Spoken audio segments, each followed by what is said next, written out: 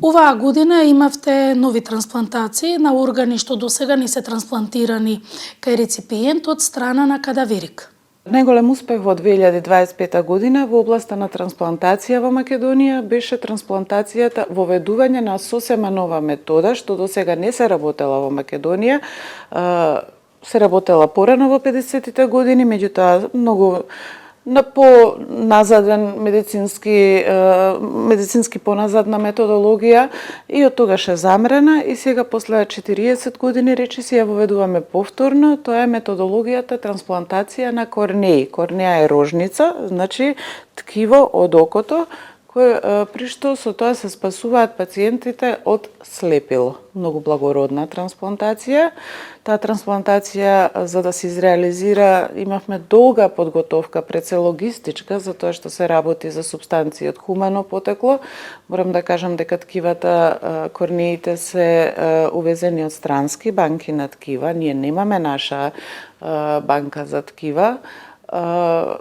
Пациентите беа внимателно селектирани од клиниката за очни болести.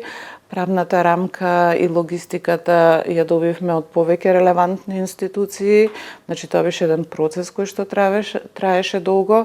Морам да ги спомнам здравствените власти, секако Министерството за здравство, владата, правните служби на владата кои што ни дадоа правна рамка да можеме ние да увеземе супстанции од хумано потекло и да ја започнеме оваа метода.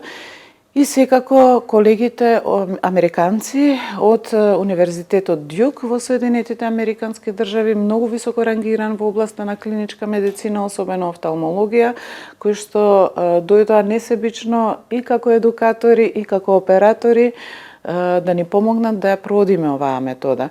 Ова не беше еднократна соработка, ова е соработка која што ќе трае, веќе во февруари ги очекуваме повторно. Значи, тоа ќе биде динамичен процес се до наше потполно осамосталување. Меѓутоа, методата е воведена. Вкупно во 2025 се извршени 35 трансплантации во Македонија, значи зборувам за органи и ткива. Имам извршено две трансплантации на црн дроб, тие се од починат болен. Тие се успешни, пациентите се здрави, се дома, доаѓаат на редовни контроли, ние многу се радуваме кога ќе ги видиме и они се радуваат кога ќе не видат нас. Колку е важно органодарителството со оглед на тоа дека веќе правите трансплантации на коскена срцевина и кај деца кои што се родени со деформитет на стапалата? Многу е благородно заради тоа што тие нема да имаат инвалидитет во тек на животот. Трансплантација кај деца, особено беа направени две трансплантации кај 13 годишно и 14 годишно дете кои што имаа вродени аномалии. Аномалиите се коригирани со коскено ткиво добиено од починат дарител, кој што, како што кажав, е од банката на коскени ткива. Што е благородноста на таа операција? Благородноста на таа операција што овие деца ќе продолжат да живеат нормален живот. Нема да имаат инвалидитет. Значи, трансплантацијата не само што спасува животи, туку и го подобрува квалитетот на живот.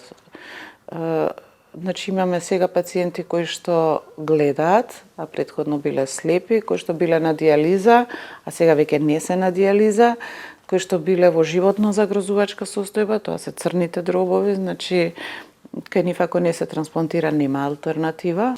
Како иде процесот на трансплантација? Кај нас нема оставање картички за трансплантација, туку крајниот збор повторно го има семејството на починатиот. Така.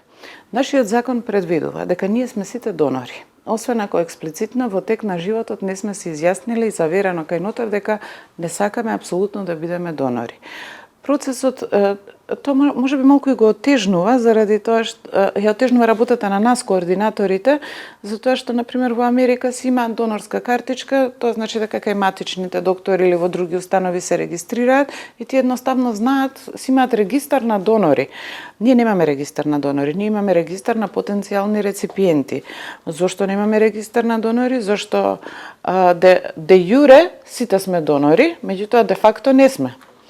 Де факто зависиме од волјата на нашите роднини после нашата смрт. Заради тоа е убаво секој од нас да си размисли па и да си остави некаков вид на завештание кај своите роднини најблиски, дека ете ако се случи нешто и мојот мозок умре, јас сакам моите органи да продолжат да живеат кај друг.